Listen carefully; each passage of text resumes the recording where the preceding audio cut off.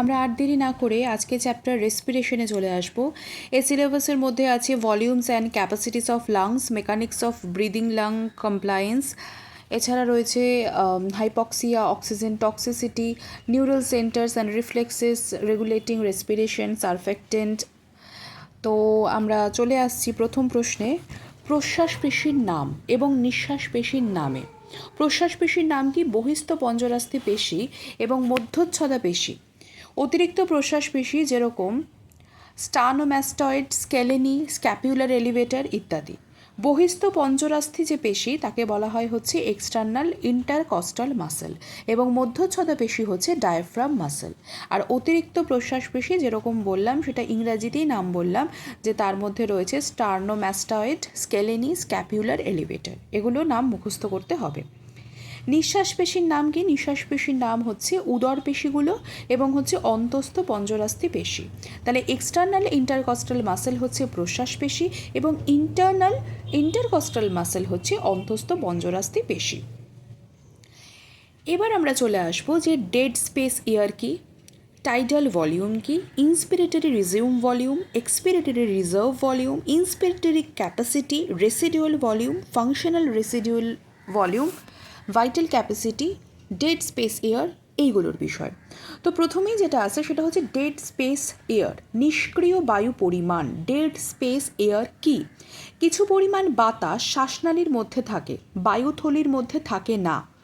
কিছু পরিমাণ বাতাস শ্বাসনালীর মধ্যেই থাকে, সেটা ট্র্যাকিয়া শ্বাসনালীর মধ্যে থাকছে, বায়ুথলি অ্যালভিওলের মধ্যে সেগুলো থাকে না।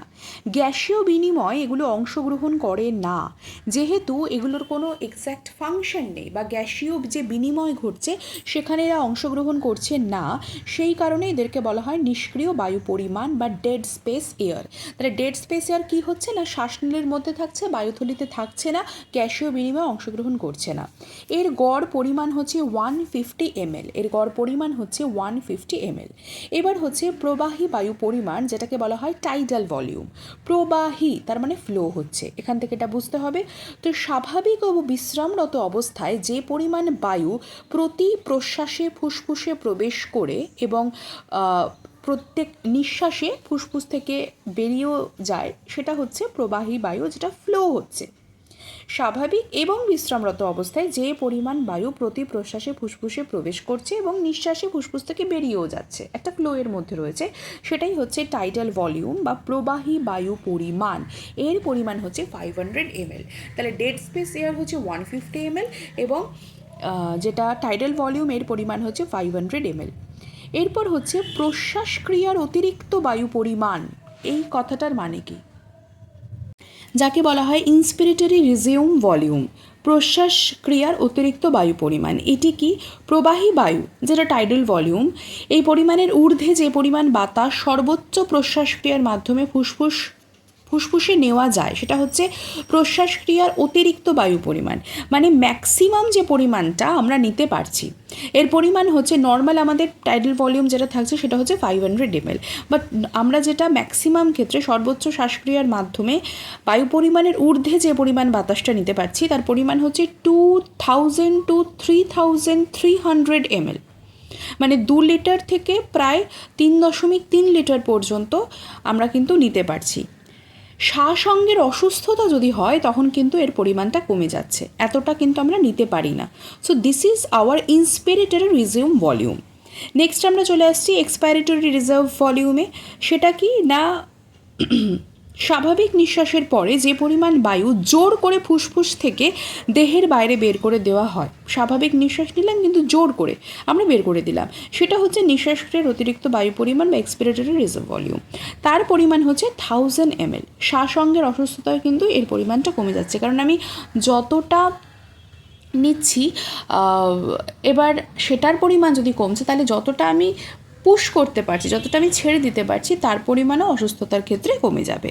এরপর হচ্ছে ইন্সপিরেটরি ক্যাপাসিটি কাকে বলে, বা যেটাকে বলা হয় হচ্ছে প্রশ্বাসক্রিয়ার বায়ু ধারণ ক্ষমতা, প্রশ্বাসক্রিয়ার বায়ু ধারণ ক্ষমতা বা ইন্সপিরেটরি ক্যাপাসিটি।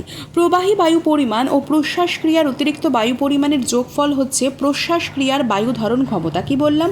প্রবাহী বায়ু পরিমাণ ও প্রশ্বাসক্রিয়ার অতিরিক্ত বায়ু পরিমাণের যোগফল হচ্ছে প্রশ্বাসক্রিয়ার বায়ু ধারণ ক্ষমতা। এর পরিমাণ হচ্ছে প্রায় 3500 ml। 3.5 লিটার। প্রবাহী বায়ু পরিমাণ যেটা হচ্ছে টাইডাল ভলিউম এবং প্রশ্বাসক্রিয়ার যে অতিরিক্ত বায়ু পরিমাণ যেটাকে বলা হয় ইন্সপিরেটরি রিজিউম ভলিউম, তার যোগফলটাই হচ্ছে প্রশ্বাসক্রিয়ার বায়ু ধারণ ক্ষমতা। 3500 ml, মানে ম্যাক্সিমাম আমরা যদি ধরে নিচ্ছি প্রশ্বাসক্রিয়ার অতিরিক্ত বায়ু পরিমাণ 2000 থেকে 3300 হচ্ছে, আমরা 3000 ধরে নিচ্ছি, আর এদিকে প্রবাহী বায়ু পরিমাণ যদি 500 হচ্ছে, তাহলে অটোমেটিক্যালি দুটোকে অ্যাড করলে আমরা 3500ই পাবো। ঠিক একইভাবে রেসিডিউয়াল ভলিউম বা আরভিটা কি অবশেষ বায়ু পরিমাণ। সর্বোচ্চ নিঃশ্বাস প্রক্রিয়ার পরও কিছু পরিমাণ বায়ু ফুসফুসে থেকে যায়, সর্বোচ্চ নিঃশ্বাস প্রক্রিয়ার পরও কিছু পরিমাণ বায়ু ফুসফুসে থেকে যাচ্ছে, এই বায়ুকে অবশেষ বায়ু পরিমাণ বলা হয়। যেটুকু থেকে যাচ্ছে এর গড় পরিমাণ প্রায় হতে পারে 1.2 লিটার বা 1200 ml। এরপর আমরা চলে আসছি ফাংশনাল রেসিডিউয়াল ভলিউম বা এফআরভিতে। হোয়াট ইজ দ্যাট এবং এর পরিমাণটা কত হতে পারে? স্বাভাবিক নিঃশ্বাসক্রিয়ার পর ফুসফুসে যে পরিমাণ বায়ু থাকে তাকে ক্রিয়াোপযোগী অবশেষ বায়ু পরিমাণ বলছে। মানে স্বাভাবিক নিঃশ্বাসক্রিয়া হয়ে গেলে এবং ফুসফুসে যে পরিমাণ বায়ু থাকছে সেটাকে বলা হয় ক্রিয়া উপযোগী ফাংশনাল রেসিডিউয়াল ভলিউম। যে মানে যতটুকু বায়ু কোনো ক্রিয়া করতে পারবে, একটা থাকে যে সে নিষ্ক্রিয়, সে ক্রিয়া করতে পারছে না, যতটুকু ক্রিয়া করতে পারবে সেটা কাজে লাগানো যাবে, সেইটা হচ্ছে ক্রিয়াোপযোগী অবশেষ বায়ু পরিমাণ বা ফাংশনাল রেসিডিউয়াল ভলিউম। সেটা অবশ্যই রেসিডিউয়াল ভলিউম, যেহেতু রেসিডিউ হিসেবে থেকে যাচ্ছে, কিন্তু যেহেতু ফাংশন করতে পারছে এই জন্য আমরা তাকে ফাংশনাল রেসিডিউয়াল ভলিউম বলছি, তাকে বলছি এফআরভি। এই অবশেষ বায়ু পরিমাণ এবং নিঃশ্বাসক্রিয়ার অতিরিক্ত বায়ু পরিমাণের যোগফলের হচ্ছে সমান। তাহলে এই অবশেষ বায়ু পরিমাণ এবং নিঃশ্বাসক্রিয়ার যে অতিরিক্ত বায়ু পরিমাণ সেটার যোগফলে সমান হচ্ছে। এর পরিমাণ হতে পারে 2500 to 3000 ml। এবার চলে আসছি যে টোটাল লাং ক্যাপাসিটি, ফুসফুসের মোট বায়ু ধারণ ক্ষমতা কত বা কী। সর্বাধিক প্রশ্বাস ক্রিয়ার পর ফুসফুসে যে পরিমাণ বায়ু থাকে, সমস্ত কাজকর্ম হয়ে গেল, প্রশ্বাস হয়ে গেল, এবার যে পরিমাণ বায়ু থাকছে ফুসফুসে তাকে ফুসফুসের মোট বায়ু ধারণ ক্ষমতা বলা হচ্ছে। এর পরিমাণ হচ্ছে 5000 to 6000 ml, মানে নিঃশ্বাসের আগে, প্রশ্বাসের পর যতটুকু সে হোল্ড করছে, যতটুকু থাকছে সেইটা। এর সাথেই রিলেটেড টোটাল লাং ক্যাপাসিটি, যে ভাইটাল ক্যাপাসিটি কী। ভাইটাল ক্যাপাসিটি কি না বায়ু ধারকত্ব, সেটা মানে কি সব থেকে জোরে প্রশ্বাস নেওয়ার পর সব শক্তি দিয়ে যে পরিমাণ বায়ু নিঃশ্বাসের সাহায্যে বের করে দেওয়া হয়, মানে আমি ফোর্সফুলি নিচ্ছি, ফোর্সফুলি ছেড়ে দিচ্ছি, তাহলে সব থেকে জোরে প্রশ্বাস নেওয়ার পরে সব শক্তি দিয়ে যে পরিমাণ বায়ু নিঃশ্বাসের সাহায্যে বের করে দেওয়া হয় সেটা হচ্ছে বায়ু ধারকত্ব। এটি প্রবাহী বায়ু পরিমাপ, প্রশ্বাসক্রিয়ার অতিরিক্ত বায়ু পরিমাণ এবং নিঃশ্বাসক্রিয়ার অতিরিক্ত বায়ু পরিমাণের যোগফল। এর গড় পরিমাণ হচ্ছে পুরুষের ক্ষেত্রে 4 লিটার, স্ত্রীলোকের ক্ষেত্রে 3.1 লিটার। স্পাইরোমিটার যন্ত্রের সাহায্যে এটি মাপা যায়। যেমন ব্লাড প্রেশার হচ্ছে স্পিগমোম্যানোমিটার, এটা হচ্ছে বায়ুধারকত্ব ভাইটাল ক্যাপাসিটি মাপা যায় হচ্ছে স্পাইরোমিটার যন্ত্রের সাহায্যে। লিঙ্গ, বয়স, দেহের আকৃতি, দৈহিক সুস্থতা ইত্যাদির ওপর বায়ুধারকত্বের পরিমাণ নির্ভর করে। তাহলে ফ্যাক্টরসগুলো হচ্ছে জেন্ডার, এজ, যে আকৃতি থাকছে, সুস্থতা কতটা থাকছে না থাকছে তার উপর। স্ত্রীলোকের ক্ষেত্রে বা বয়স বাড়ার ফলে শায়িত অবস্থাতেও কিন্তু বায়ুধারকত্ব কম হচ্ছে। কিছু রোগ যেমন হৃদরোগ, নিউমোনিয়া, ফুসফুসের যদি প্রদাহ হচ্ছে, ফুসফুসের রক্ত আধিক্য যদি হচ্ছে, যক্ষা হচ্ছে প্রভৃতির ক্ষেত্রে কিন্তু ভাইটাল ক্যাপাসিটি কমে যায়। সুতরাং একটা হেলদি লাং সেটা বিচার করার জন্য বায়ুধারকত্বটাকে বোঝা ভীষণভাবে কিন্তু প্রয়োজন। বায়ু বা প্রবাহী বায়ু, যেটা প্রবাহী বায়ু মানে হচ্ছে টাইডাল ভলিউম, সেটা যদি 500 ml হচ্ছে, 350 ml যদি বায়ুথলির মধ্যে থেকে যাচ্ছে এবং গ্যাস বিনিময়ে অংশগ্রহণ করছে, তাহলে 150 ml যে নিষ্ক্রিয় বায়ু পরিমাণ সেটাকে অ্যানাটমিক্যাল নিষ্ক্রিয় বায়ু পরিমাণ বলা হয় বা অ্যানাটমিক্যাল ডেড স্পেস বলা হচ্ছে। মানে ডেড স্পেস এয়ার বা নিষ্ক্রিয় বায়ু পরিমাণ কত না, সেটা হচ্ছে 150 ml। তা সেটা কি না, সুতরাং একটা কি হচ্ছে যে প্রবাহী বায়ু হচ্ছে 500 ml, 350 ml বায়ুর মধ্যে, বায়ুথলির মধ্যে থাকছে অ্যালভিওলের মধ্যে, যা সক্রিয়ভাবে অংশগ্রহণ করছে গ্যাস বিনিময়। এবার 150 ml নিষ্ক্রিয় যে বায়ু পরিমাণটা থাকে সেটাকে আমরা নিষ্ক্রিয় বায়ু পরিমাণ তো অবশ্যই ডেড স্পেস এয়ার তো বলবো, এটাকে আমরা অ্যানাটমিক্যাল নিষ্ক্রিয় বায়ু পরিমাণও কিন্তু বলতে পারি বা অ্যানাটমিক্যাল ডেড স্পেসও কিন্তু বলতে পারি। এবার শারীরবৃত্তীয় নিষ্ক্রিয় বায়ু পরিমাণ কি, এটা গেল অ্যানাটমিক্যাল। এবার ফিজিওলজিক্যাল যে ডেড স্পেস বা শারীরবৃত্তীয় নিষ্ক্রিয় বায়ু পরিমাণটা কি, অনেক সময় কিছু পরিমাণ বায়ুথলির বায়ু গ্যাস বিনিময়ে অংশগ্রহণ করে না, তখন নিষ্ক্রিয় বায়ু পরিমাণ সাধারণ অবস্থার তুলনায় বেশি হয়ে যায়। দেখা যায় যে বায়ুথলির যে বায়ুটা থেকে গেল সেটাও কিন্তু অংশগ্রহণ করছেন, তখন নিষ্ক্রিয় যে বায়ু পরিমাণ অর্থাৎ ডেড স্পেস এয়ারটা সাধারণ অবস্থায় যেটা 150 ml থাকার কথা সেটার থেকে বেশি হয়ে যাচ্ছে, সেইটাকে বলা হয় শারীরবৃত্তীয়, মানে শরীরের কোনো অসুবিধার জন্যই নিষ্ক্রিয়তাটা বেশি হয়ে যাচ্ছে। তাহলে শারীরবৃত্তীয় নিষ্ক্রিয় বায়ু পরিমাণ বা ফিজিওলজিক্যাল ডেড স্পেস এয়ার বা ফিজিওলজিক্যাল ডেড স্পেস আমরা বলতে পারি। সুস্থ ব্যক্তির ক্ষেত্রে অ্যানাটমিক্যাল নিষ্ক্রিয় বায়ু পরিমাণ এবং শারীরবৃত্তীয় নিষ্ক্রিয় বায়ু পরিমাণ প্রায় সমান হচ্ছে। ফুসফুসের যদি অসুবিধা হচ্ছে, অসুস্থতা হচ্ছে, তখন কিন্তু শারীরবৃত্তীয় নিষ্ক্রিয় বায়ু পরিমাণের ভাগটা বেশি হয়ে যায়, কারণ কতটা অংশগ্রহণ করছে না সেই মানটাও বেশি হয়ে যায়, মানে বেশি অংশগ্রহণ করে না বেশি পরিমাণ বায়ু। আমরা টাইডাল ভলিউমের কথা জেনেছি, আমরা ভাইটাল ক্যাপাসিটির কথা জেনেছি। এরপর আমরা জানবো হচ্ছে টাইমড ভাইটাল ক্যাপাসিটি বা সময়েবদ্ধ বায়ুধারকত্ব। সেটা কি? বায়ুধারকত্বের নির্দিষ্ট অংশ জোর করে প্রথম সেকেন্ড বাইরে বের করে দেওয়া যায়। জোর করে বায়ুধারকত্বের একটি অংশ যতটুকু আমি ধারণ ক্ষমতা রয়েছে তার একটি নির্দিষ্ট অংশ জোর করে প্রথম সেকেন্ড বাইরে বের করে দেওয়া যায়, এর নাম হচ্ছে সময়বদ্ধ বায়ুধারকত্ব। এর গড় পরিমাণ হচ্ছে, মানে এটাকে FeV1 দ্বারা যদি আমি ডিনোট করছি তাহলে বায়ুধারকত্বের 83%, মানে 83% অফ ভাইটাল ক্যাপাসিটি। শ্বাসকার্যের সুস্থতা বুঝতে গেলে বায়ুধারকত্বের চাইতে সময়বদ্ধ বায়ুধারকত্ব বেশি গুরুত্বপূর্ণ সূচক হিসেবে কিন্তু ধরা হয়। শ্বাসনালীর ত্রুটি থাকলে যেরকম অ্যাজমা অনেক সময় বায়ুধারকত্ব কমে না, কিন্তু সময়বদ্ধ বায়ুধারকত্ব কিন্তু কমে যায়। মানে আরও ডিটেলসে বা আরও ডিপ লেভেলে আমরা যদি ইনভেস্টিগেট করতে চাই কারোর এই রোগ বিষয়, তখন কিন্তু আমাদের ভাইটাল ক্যাপাসিটির থেকেও টাইমড ভাইটাল ক্যাপাসিটিটা বেশি ইম্পর্টেন্ট, কারণ এর গড় পরিমাণটাই হচ্ছে বায়ুধারকত্বের 83%। এবার ম্যাক্সিমাম ভলেন্টারি ভেন্টিলেশন কি, বা যেটাকে বলা হয় সর্বাধিক ঐচ্ছিক বায়ু চলন।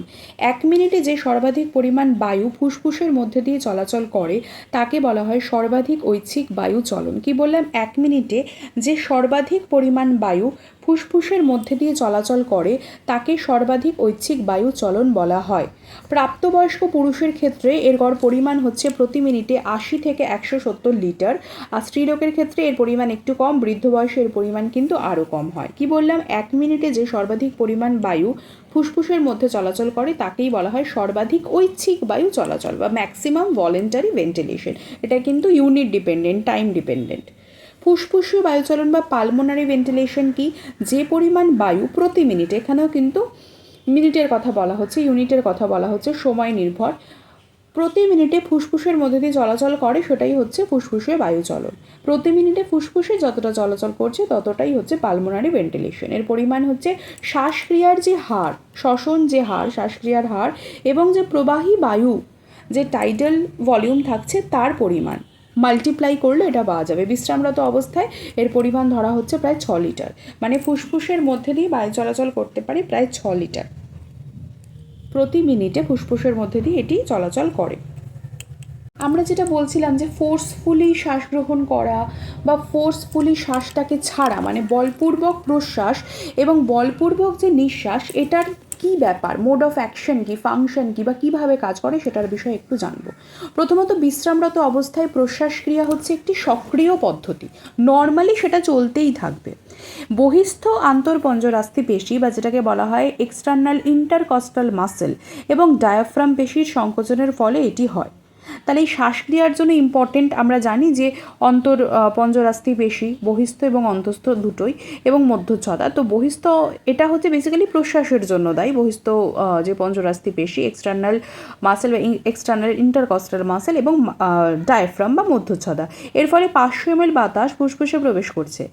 এবার পেশিগুলি প্রসারণের ফলে সমপরিমাণ বাতাস ফুসফুস থেকে বেরিয়েও যাচ্ছে, কারণ সংকুচিত হলে মানে টানছে, টানটা বেশি হচ্ছে, তার মধ্যে থাকছে। আর যখন এর ডাইলেশন হচ্ছে, প্রসারণ হচ্ছে, তখন সমপরিমাণ বাতাসটাই মানে 500 ml বাতাস ফুসফুস থেকে বেরিয়ে গেল, অর্থাৎ নিঃশ্বাসক্রিয়া হলো। এটি একটি নিষ্ক্রিয় পদ্ধতি।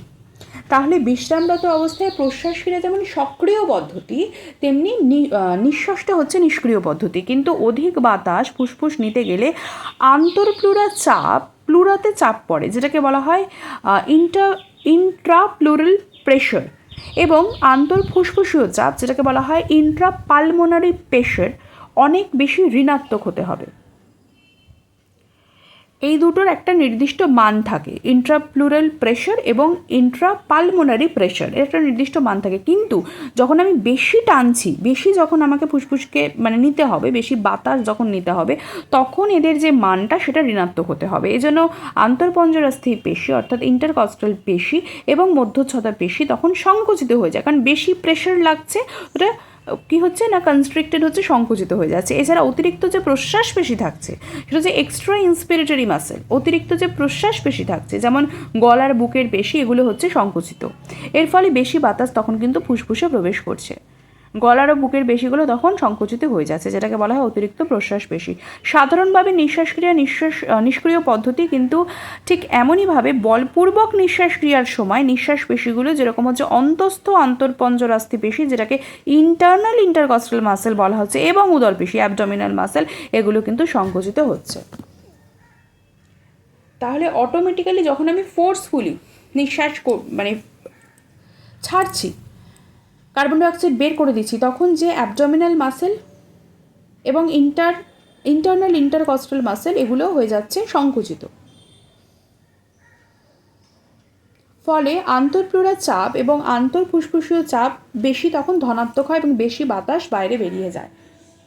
মেডিটেশন করানোর সময়ও আমরা বলি, যখন আমরা শ্বাস গ্রহণ করব, কারণ মেডিটেশন একটা মানে এই ব্রিদিংয়ের ওপর ভীষণভাবেই ডিপেন্ডেন্ট, তো প্রথমে তাকে ওই ব্রিদিংয়ের মেকানিজমটা শেখাতে হয়, যে কীভাবে ব্রিদ করবে, হাউ টু ব্রিদ, সেটা শেখাতে হয়। তো প্রথমেই যখন আমরা অক্সিজেনটা গ্রহণ করছি, ভালো কিছু গ্রহণ করছি, তখন আমরা কী করি না, পেটটাকে বেলুনের মতো ফুলে দিচ্ছি, মানে ওখানে ডেফিনেটলি একটা প্রসারণ ঘটছে। আবার যখন ছাড়ছি তখন এমনভাবে ছাড়ছি যেন একেবারে সব যা আছে বেরিয়ে যাচ্ছে, তার মানে তখন উদরগহ্বরে সংকোচন হচ্ছে।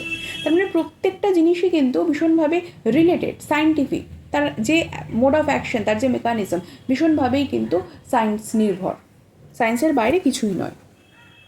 তো এটা হচ্ছে বলপূর্বক শ্বাস প্রশ্বাসের একটা মানে প্রশ্বাস এবং নিঃশ্বাসের একটি পদ্ধতি। এগুলোর পাশাপাশি আমরা একটু অন্য টপিক নিয়ে আলোচনা করি, অন্য না, that is also related to that, but একটু মেকানিজম বা অ্যাকশন, মোড অফ অ্যাকশন এগুলো থেকে বাদ দিয়ে আমরা একটুখানি প্র্যাকটিক্যাল বা যেগুলো ইমপ্লিমেন্টেশন হয় সেইগুলোতে চলে আসছি। যেরকম ধরুন হাঁচি কাশি, এইগুলো হুট করে কী করে হয়, কারণ এগুলো সব কিছুই তো বায়ু নির্ভর, সব কিছুই প্রশ্বাস নিঃশ্বাস নির্ভর। তো সেটার ব্যাপারে একটু জানি। নাকের যে মিউকাস মানে নাসিকার মিউকাস স্তর যখন মানে যেটা থাকছে, উত্তেজিত হলে যে প্রতিবর্ত ক্রিয়ার মাধ্যমে নাসিকার মধ্যে দিয়ে জোরপূর্বক বেশি বাতাস বেরিয়ে যায়, যখনই মিউকাস স্তরটা উত্তেজিত হচ্ছে তখন একটা রিফ্লেকশনের মাধ্যমে জোরপূর্বক একটা বাতাস বেরিয়ে যায়, সেটাকেই বলা হয় হাঁচি বা হাঁচি প্রতিবর্ত, যেটাকে বলা হয় স্নিজিং রিফ্লেক্স। নাসিকার ভেতরে কিছু লেগে থাকলে তাকে দেহের বাইরে বের করে দেওয়াই হচ্ছে একটি শারীরবৃত্তীয় প্রয়াস, সেটাই হচ্ছে একটা নর্মাল রিফ্লেকশন, এই জন্য কিন্তু হাঁচি হয়। আর কাশি কি, গলার ভেতরের অংশ যখন উত্তেজিত হচ্ছে, এটা গলার ভেতরের অংশটা উত্তেজিত হলে যে প্রতিবর্ত ক্রিয়ার মাধ্যমে মুখ দিয়ে জোরে বাতাস বের করে দেওয়া হয়, তাহলে নাক দিয়ে যখন সেটা বলপূর্বক মানে বেরিয়ে যাচ্ছে তাড়াতাড়ি, তখন হচ্ছে হাঁচি, আর যখন মুখ দিয়ে সেটা বেরোচ্ছে তখন হচ্ছে কাশি বা কাশি প্রতিবর্ত, যেটাকে বলা হয় হচ্ছে কাফিং রিফ্লেক্স। গলার ভেতরের গায়ে যদি কিছু আটকে থাকছে, লেগে থাকছে, সেটাকেই বাইরে বের করার জন্য একটি শারীরবৃত্তীয় প্রয়াসই হচ্ছে এই কাশি। জোরপূর্বক প্রশ্বাসের কথা যেটা বলছি, সে জোরপূর্বক প্রশ্বাসটা কী, মানে জোরপূর্বক প্রশ্বাসের সময় বহিরান্ত পঞ্জরাস্থি যেটা হচ্ছে এক্সটার্নাল ইন্টারকস্টাল মাসেল এবং ডায়াফ্রাম অধিক সংকুচিত হচ্ছে। এছাড়া অতিরিক্ত প্রশ্বাস পেশিগুলো যেমন থাকছে, যেমন হচ্ছে স্টার্নোম্যাস্টয়েড, তারপরে অ্যান্টেরিয়র সেরিটার, স্কেলেনি, এগুলো সংকুচিত হচ্ছে। এর ফলে আন্তঃপ্লুরাল চাপটা অনেকটা কমে যাচ্ছে, মানে নেগেটিভে যাচ্ছে, আন্তঃফুসফুসীয় চাপ অনেক কমে যাচ্ছে। তো সেজন্য বেশি পরিমাণ বাতাস কিন্তু ফুসফুসে প্রবেশ করছে। মানে এই জোরপূর্বক প্রশ্বাসটা হচ্ছে টাইডাল ভলিউম যেটা থাকছে প্লাস ইন্সপিরেটরি রিজার্ভ ভলিউম, তার মানে দুটো অ্যাড হয়ে গেল, যেটা আমি আগেই বললাম যে 3000 ml এবং 500 ml একসাথে হলে হচ্ছে 3500 ml। এবার এই যে বিশ্রামরত অবস্থায় যে প্রশ্বাস ক্রিয়া চলে সেটার ব্যাপারে একটু জানি। প্রথম কথা যে এটি এমন একটি পদ্ধতি যার সাহায্যে বাতাস ফুসফুসে প্রবেশ করছে। বিশ্রামরত অবস্থায় ডায়াফ্রাম পেশি এবং বহিস্থ যে আন্তঃপঞ্জরাস্থি পেশি বা এক্সটার্নাল ইন্টারকস্টাল মাসেলের সংকোচন ঘটছে, বারবার করেই বলা হচ্ছে এটা। এবার এর ফলে বক্ষগহ্বর চওড়া হচ্ছে, বড় হচ্ছে, আন্তঃপ্লুরাল চাপটা তখন কমে যাচ্ছে, নেগেটিভে যাচ্ছে, মানে নর্মালি সেটা -2.5 সেটা -6 mmHg হচ্ছে। এবার তখন ফুসফুস স্ফীত হচ্ছে, মানে যখন আমি নিচ্ছি প্রশ্বাসটা তখন বক্ষগহ্বর বড় হচ্ছে, ঠিক আছে, আমি মানে নিতেই বলছি আর কি, যাই হোক।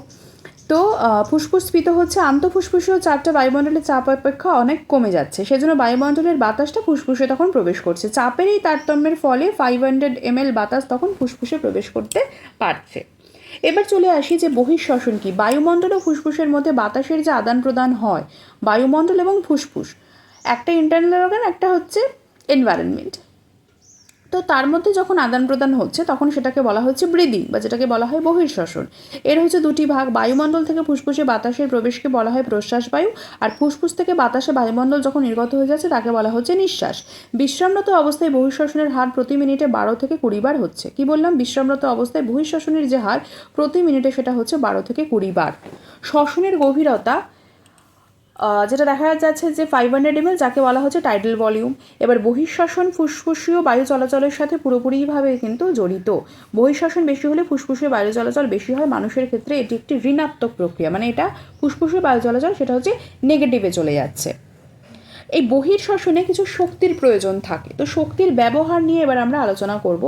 যেমন হচ্ছে যে বাইরের বাতাসকে ফুসফুসে নিয়ে আসা এবং সেখান থেকে পুনরায় বায়ুমণ্ডলে ফিরিয়ে দেওয়া, এটাই হচ্ছে ফুসফুসীয় বায়ু চলাচল। তো এর জন্য শক্তির প্রয়োজন রয়েছে। শ্বসন পেশির সংকোচন এই শক্তি সরবরাহ করে। কী করে না, শ্বসন পেশির যে সংকোচনগুলো হচ্ছে, আন্তঃপঞ্জরাস্থি পেশি, বহিঃপঞ্জরাস্থি পেশি ইত্যাদি, তো দুটি কারণের জন্যই শক্তির প্রয়োজন রয়েছে। বক্ষ পিঞ্জর যেটা এবং ফুসফুসে অবস্থিত স্থিতিস্থাপক তন্তুগুলিকে প্রসারিত করার জন্য শক্তি দরকার পড়ে। একে বলা হয় স্থিতিস্থাপকতা কাজ বা এলাস্টিক ওয়ার্ক। বক্ষপঞ্জরাস্থি মানে বক্ষপিঞ্জর এবং ফুসফুসে অবস্থিত যে সকল স্থিতিস্থাপক ফাইবারগুলো থাকে, স্থিতিস্থাপক তন্তুগুলো থাকে, সেগুলো প্রসারিত করার জন্য শক্তির প্রয়োজন হয়। সেটাই হচ্ছে স্থিতিস্থাপকতা কাজ। অস্থিতিস্থাপক কলাকে নাড়ানোর জন্য, মানে যেটা হচ্ছে ভিসকাস রেজিস্ট্যান্স, এবং বাতাসকে বায়ুনালিকার মধ্যে দিয়ে পাঠানোর জন্য বায়ুনালিকার বাধা থাকে, যেটা হচ্ছে এয়ারওয়ে রেজিস্ট্যান্স।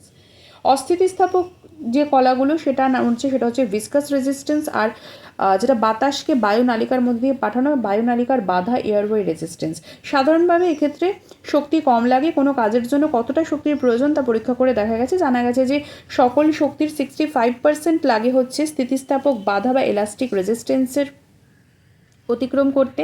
ভিসকাস রেজিস্ট্যান্স অতিক্রম করতে লাগে 7%, আর বায়ুনালিকার বাধা এয়ারওয়ে রেজিস্ট্যান্স অতিক্রম করতে লাগে 28%।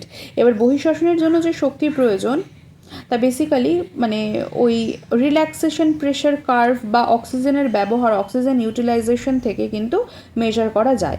বিশ্রামরত অবস্থায় শক্তির প্রয়োজন হয় হচ্ছে 0.3 to 0.8 kg/m/min। ফুসফুসে অধিক বায়ু চলাচল করলে যেটাকে বলা হয় হচ্ছে হাইপার ভেন্টিলেশন, অথবা অ্যাজমা, হাঁপানি, এমফাইসিমা রোগ হলে বহিঃশ্বসনের জন্য বেশি শক্তির প্রয়োজন হয়, বেশি লাগে, কারণ যতটুকু আছে ততটুকুতে কাজ করতে পারছে না। অ্যাজমা রোগে ব্রঙ্কাস নালীগুলো সরু হয়ে যায়, তাই বায়ুনালী বাধা যে বাধাগুলো থাকে, রেজিস্ট্যান্সগুলো, সেগুলো বেড়ে যাচ্ছে, মানে এয়ারওয়ে রেজিস্ট্যান্স। সেজন্য বহিঃশ্বসনে বেশি শক্তির দরকার পড়ে। অক্সিজেনের ব্যবহার থেকে জানা যায় যে ফুসফুসের বায়ু চলাচল প্রতি মিনিটে 6 লিটার যদি হচ্ছে স্বাভাবিক অবস্থায়, শক্তির প্রয়োজন হলে প্রতি মিনিটে 3.0 ml অক্সিজেন লাগছে। তো অধিক মাত্রায় দৈহিক পরিশ্রম করলে শক্তি বেশি লাগছে, যেমন ফুসফুসে বায়ু চলাচল 160 লিটার/মিনিট যদি হচ্ছে পালমোনারি ভেন্টিলেশন হলে অক্সিজেনের ব্যবহার হয় হচ্ছে 406 ml/মিনিট। আমরা একটু রসায়ন গ্রাহক নিয়ে আলোচনা করব।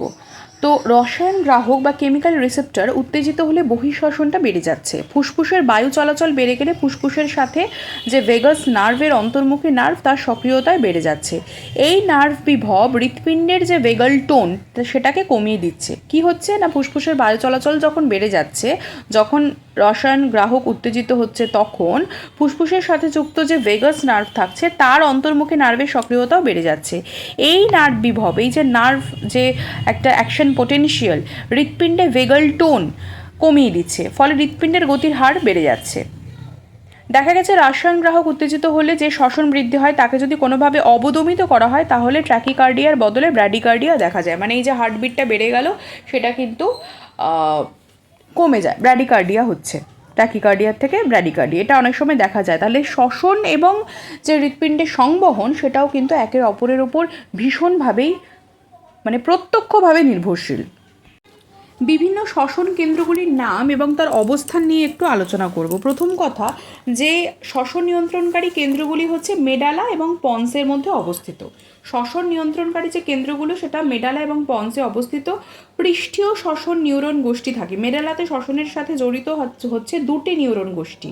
মেডালাতে শ্বসনের সাথে জড়িত থাকে দুটি নিউরন গোষ্ঠী। শ্বসন নিয়ন্ত্রণকারী কেন্দ্রগুলি হচ্ছে মেডালা এবং পন্সে অবস্থিত থাকছে। মেডালাতে থাকছে হচ্ছে দুটি নিউরন গোষ্ঠী, একটা হচ্ছে ডিআরজি যাকে বলা হয় পৃষ্ঠীয় শ্বসন নিউরন গোষ্ঠী বা ডরসাল রেসপিরেটরি নিউরন গ্রুপ, আরেকটা হচ্ছে অঙ্কীয় শ্বসন নিউরন গোষ্ঠী বা যেটাকে বলা হয় ভেন্ট্রাল রেসপিরেটরি নিউরন গ্রুপ বা ভিআরজি।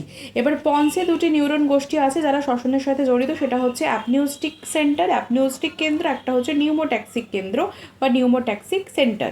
কি বললাম, একটা হচ্ছে মেডালার সাথে জড়িত, একটা পন্সের সাথে। তো মেডালার সাথে দুটো থাকছে, একটা হচ্ছে ডরসাল রেসপিরেটরি নিউরন গ্রুপ, একটা হচ্ছে ভেন্ট্রাল রেসপিরেটরি নিউরন গ্রুপ। এবার যেটা হচ্ছে পন্সে তার হচ্ছে অ্যাপনিউস্টিক সেন্টার এবং হচ্ছে নিউমোট্যাক্সিক সেন্টার। এবার ডিআরজি নিয়ে চলে আসি, যে অনেকগুলো নিউরন গোষ্ঠী নিয়ে ডিআরজি গঠিত, মানে হচ্ছে ডরসাল রেসপিরেটরি নিউরন গ্রুপ। সেখানে থাকছে কেন্দ্রীয় প্রশ্বাস সক্রিয় নিউরন বা যেটাকে বলা হয় সেন্ট্রাল ইন্সপিরেটরি অ্যাক্টিভিটি নিউরন বা CIA, central inspiratory activity neuron বা সিআইএ। প্রশ্বাস অবদমনকারী নিউরন বা যেটাকে বলা হয় inspiratory off switch neuron, inspiratory off switch neuron বা আইওএস, যেটাকে বলা হয় প্রশ্বাস অবদমনকারী নিউরন। আরেকটি হচ্ছে ইন্টিগ্রেটেড নিউরন, ইন্টিগ্রেটেড নিউরন হচ্ছে আইও। এবার এগুলো ছাড়াও কিছু শ্বসন নিউরন রয়েছে যারা শ্বসন প্রক্রিয়াকে পরিবর্তিত করতে পারে, যেরকম pump cell neuron, propriobulbar inspiratory ramp neuron, inspiratory early burst neuron onset, late onset inspiratory, post inspiration related neurons.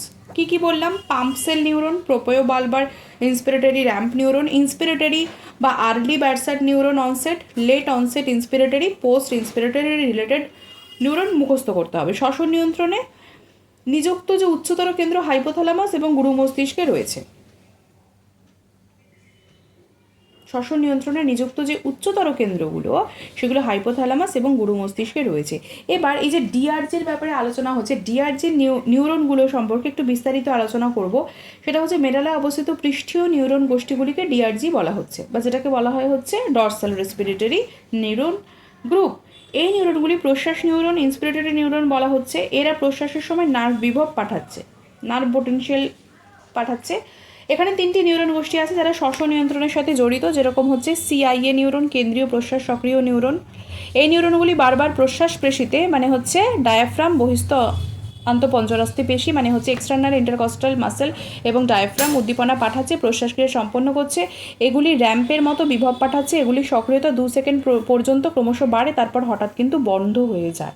তাহলে এর মোড অফ অ্যাকশনটা কি? এগুলো র্যাম্পের মতো বিভব পাঠায়, এগুলোর সক্রিয়তা 2 সেকেন্ড পর্যন্ত বাড়ছে এবং হঠাৎ বন্ধ হয়ে যাচ্ছে এবং 3 সেকেন্ড পর্যন্ত বন্ধ থেকে পুনরায় আবার সক্রিয় হচ্ছে। 3 সেকেন্ড পর্যন্ত বন্ধ থাকছে এবং পুনরায় আবার সক্রিয় হচ্ছে। প্রশ্বাস অবদমনকারী নিউরন আইওএস নিউরনগুলো সক্রিয়ভাবে সিআইএ নিউরনগুলিকে অবদমন করছে এবং র্যাম্প সিগন্যাল বন্ধ হচ্ছে।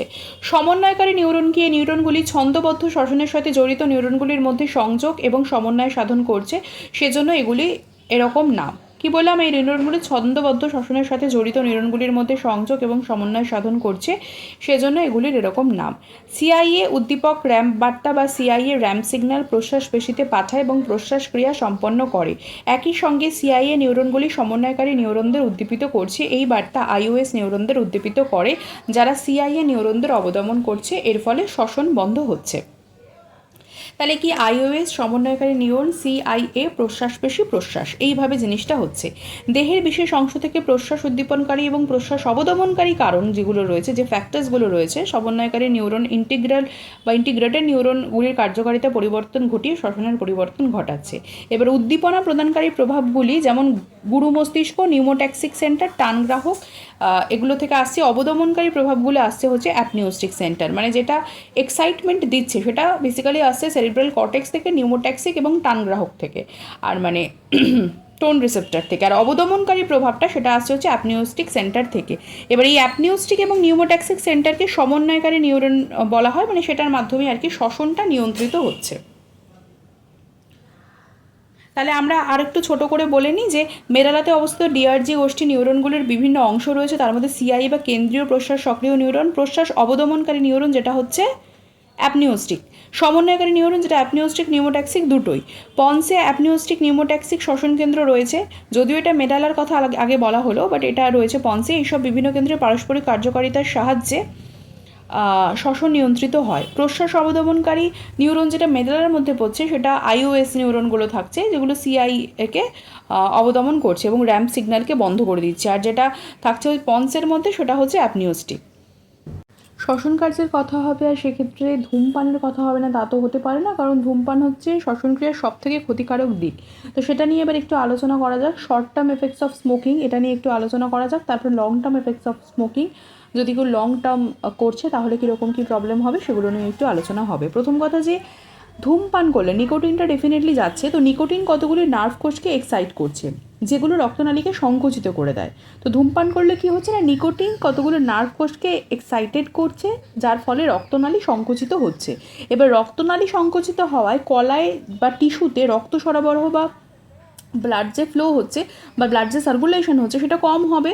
রক্তনালী সংকুচিত হচ্ছে, রক্তর প্রবাহ বা সরবরাহটা কমে যাচ্ছে, তখন রক্তচাপটা বাড়ছে, সেখানে চাপটা বাড়ছে, কারণ রক্তনালীটা তখন সেখানে সংকুচিত হয়ে রয়েছে।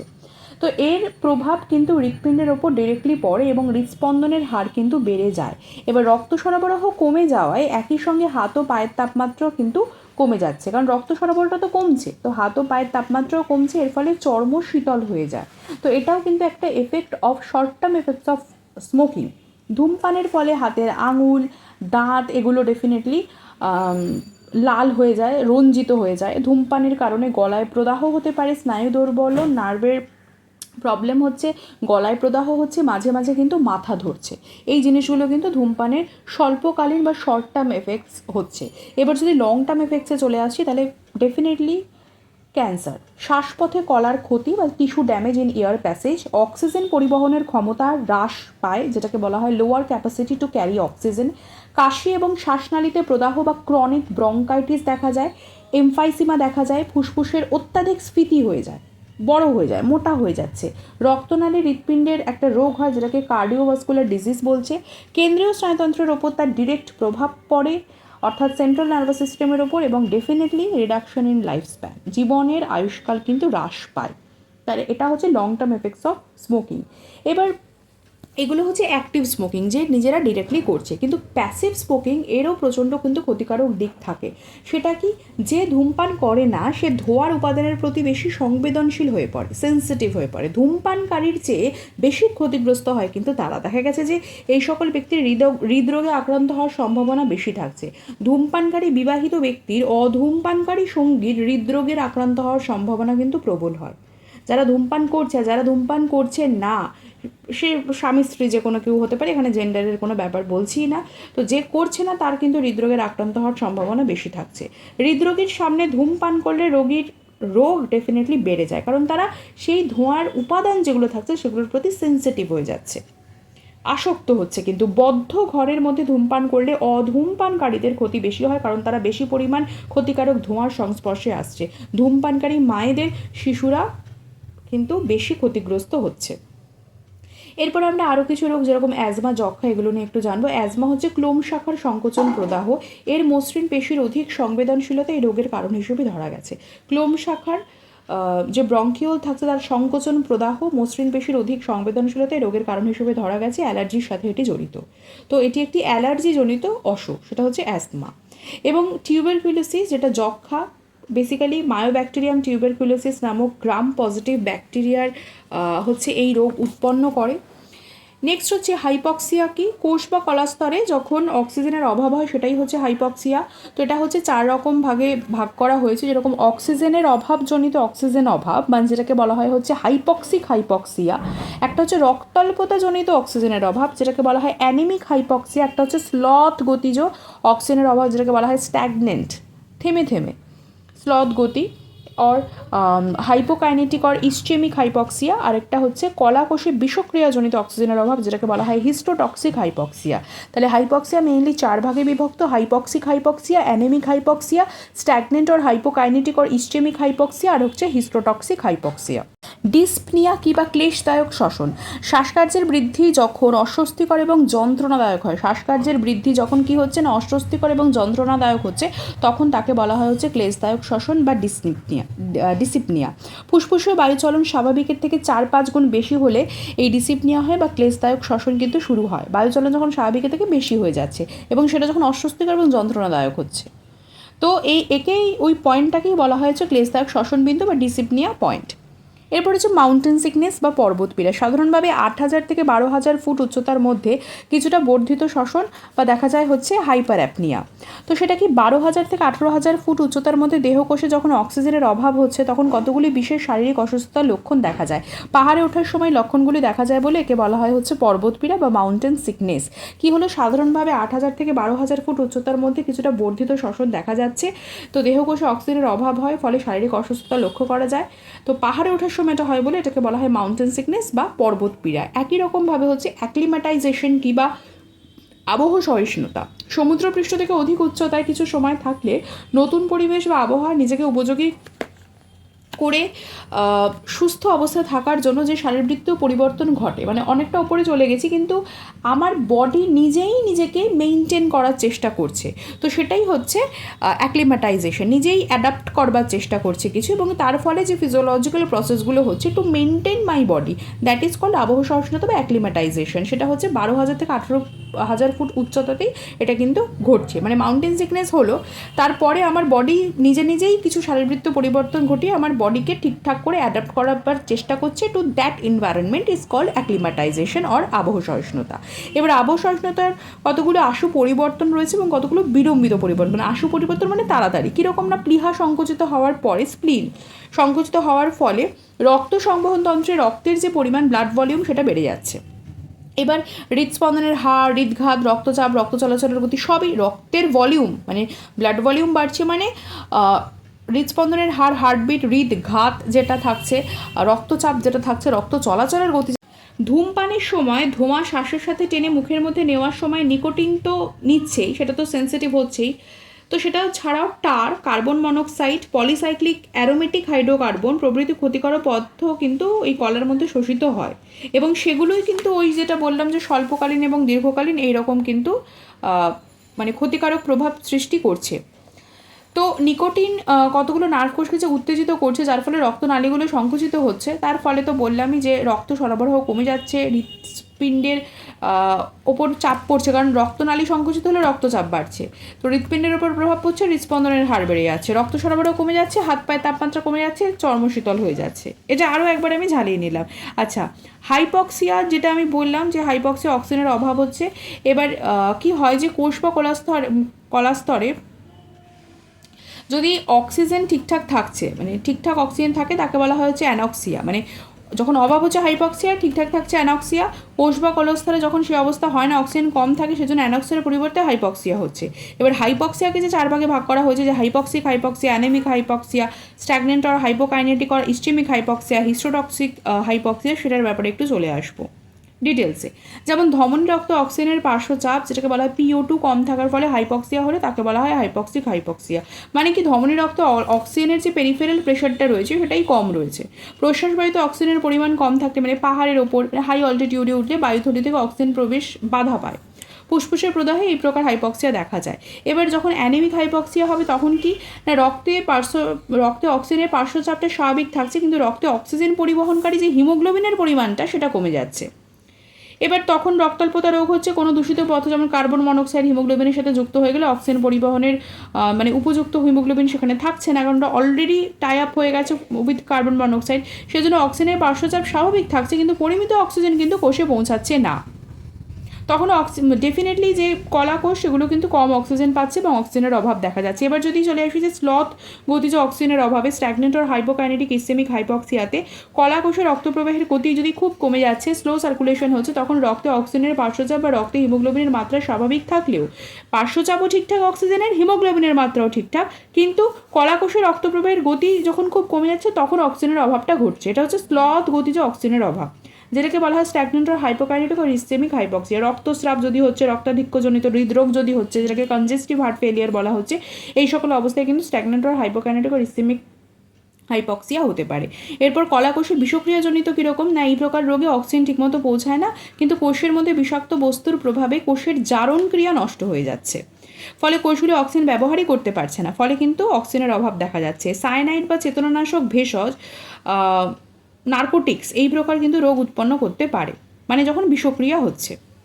এবার চলে আসি ডিসেপনিয়া। তো আমরা আলোচনা করলাম, ডিসেপনিয়ার সাথে আমরা অ্যাপনিয়ার আলোচনাটা করব। তো নির্দিষ্ট ছন্দে হৃৎপিণ্ডের সংকোচন প্রসারণ বা শ্বাসকর্য অর্থাৎ শ্বাস প্রশ্বাস ক্রিয়া চলছে, সাধারণভাবে আমরা সেটা নর্মালি কেউ বুঝতে পারি না। একটু বিশ্রাম করি যখন, তখন আমাদের এক কাজ মানে এদের কাজটা অনুভব করতে পারি, হয়তো কষ্ট অনুভব করি যে বেশি কাজ করে ফেললাম, তখন একটুখানি বেশি যেন মনে হচ্ছে যে শ্বাস প্রশ্বাস বেশি চলছে। তো শ্বাসকার্যের বৃদ্ধি যখন অস্বস্তিকর এবং যন্ত্রণাদায়ক হয়, সেটাকেই বলা হয় হচ্ছে ডিসেপনিয়া। ফুসফুসে বায়ু চলাচল স্বাভাবিকের থেকে 4-5 গুণ বেশি বেড়ে যাচ্ছে, তো এই পয়েন্টটাকে বলা হয় হচ্ছে ক্লেশদায়ক শ্বসন বিন্দু বা ডিসেপনিয়া পয়েন্ট। শ্বসন কেন্দ্রের অত্যাধিক সক্রিয়তা এর জন্য দায়ী, বেশি বেশি অ্যাক্টিভেট হয়ে গেছে। রক্তে কার্বন ডাইঅক্সাইড এছাড়া H+ পরিমাণ বেশি হলে, অক্সিজেনের পরিমাণ কম হলে, অন্য কারণে শ্বসন কেন্দ্র বেশি মাত্রায় উত্তেজিত বা সক্রিয় হলেও কিন্তু এই ঘটনাটা ঘটছে। এবার শ্বসন বিরতি বা অ্যাপনিয়া কি? শ্বাসক্রিয়ার ক্ষণিক বিরতিকে শ্বসন বিরতি বলছে। শ্বসন কার্য হচ্ছে ছন্দময়, প্রশ্বাস নিঃশ্বাসের পর্যায়ক্রমে মিনিটে এটি 12 থেকে 18 বার ঘটছে। ইচ্ছাকৃতভাবে কিছু সময় জোরে জোরে শ্বাসকার্য চালালে হাইপার অ্যাপনিয়া, কিছুক্ষণের জন্য শ্বাসকার্য বন্ধ থাকলে শ্বসন বিরতি দেখা যায়। বিশেষ রোগে বা পর্যায়ক্রমে বর্ধিত শ্বসন, যেটাকে হাইপার অ্যাপনিয়া বলে, বা শ্বসন বিরতি যে দেখা যাচ্ছে তারপরেই শ্বসন কোষের অস্বাভাবিক আচরণের জন্য এই রোগ হয়। খাদ্যবস্তু গলাধঃকরণের সময় অনেক সময় শ্বসন বিরতি ঘটে, কিছুক্ষণের জন্য আর থাকলো না, কমে গেল শ্বাসকার্যটা, বিরতি, তো ওইটাকেই বলা হচ্ছে অ্যাপনিয়া। রসায়ন গ্রাহকের কথা আমরা আগেই আলোচনা করেছি, তো একটু এই রাসায়নিক গ্রাহক, প্রান্তীয় রাসায়নিক গ্রাহক এবং কেন্দ্রীয় রাসায়নিক গ্রাহকের ভূমিকার ব্যাপারে একটু চলে আসব। তো সাধারণত ক্যারোটিড ধমনী বা যেটাকে বলা হয় হচ্ছে ক্যারোটিড আর্টারি বিভাজনের কাছে এবং অ্যাওরটিক আর্চ এর টিউনিকা মিডিয়াতে যথাক্রমে ক্যারোটিড বডি এবং অ্যাওরটিক বডিটা রয়েছে। বেসিক্যালি কমন ক্যারোটিড, যেটা সাধারণ ক্যারোটিড ধমনী বিভাজনের কাছে, এবং অ্যাওরটিক আর্চের টিউনিকা মিডিয়াতে ক্যারোটিড বডি এবং অ্যাওরটিক বডি রয়েছে। এদেরকেই বলা হয় হচ্ছে প্রান্তীয় রাসায়নিক গ্রাহক।